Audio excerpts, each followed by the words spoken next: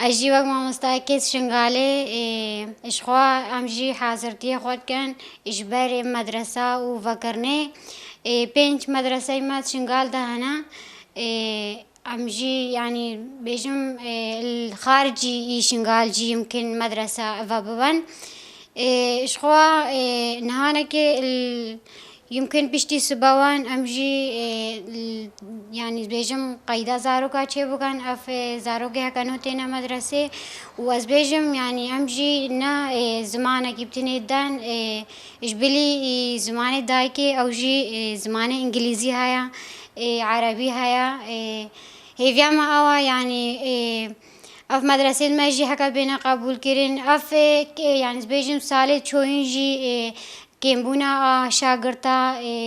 هكا شاگرد كيم بون أو جي عالية هكا نرسمي كرنا مدرسة ما بو إش برفي أكي هكا شاگردين ما كيم بون إن شاء الله يعني أو مدرسة ما يجي هكا وينا قبول كرين هكا هاتنا قبول كرين إش خوا مدرسة ما شاگرد جي وزهبان زمان داكش خو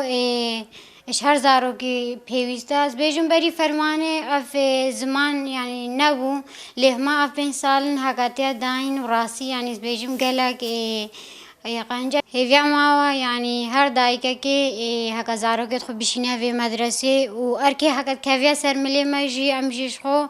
وكا يعني بيجم نا وكا هكا دبستاني تجي دبستاني تري براسي يعني بيجم نوز بيجم عربية كردية يعني وكا مدرسة ما هكا سري خنا عيشن بيفا از بيجم يعني مدرسة ما براسي يعني قالك هتلدن يعني نا وكا از بيجم نا وكا مدرسة تجي براسي يعني بيجم كدكا قالك يا أولدن هيفيام أوا هر دايكا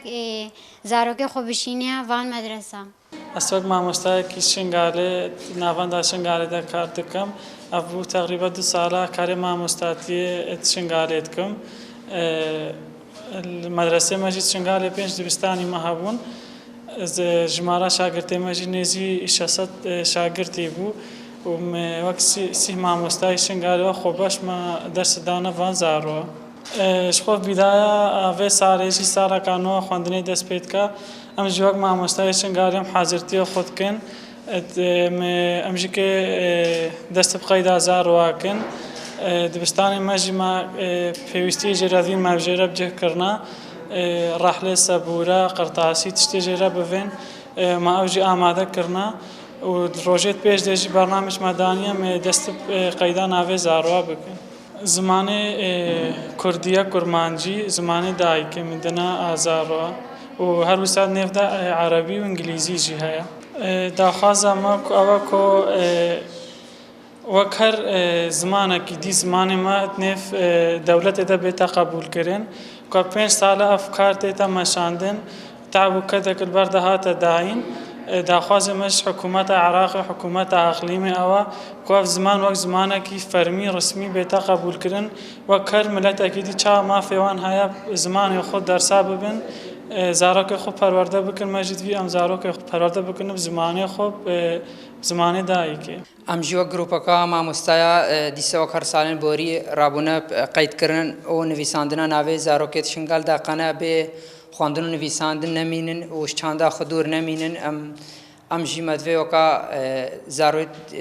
همه دنیای درسا بین درسی کوام جدنه درسین زمان كردينا زمان عربي وانجليزي درسين اولينا او درسين نفسينا جبر كو تشتي كو ديتنا بعالمين وخواندن ونفيساندن سر فكر وچاندا وانا درس كو مدن جي بلكي شنغالو گوندن در دور جي هر گونده كو زارو کو معلومات وغيرها بني ام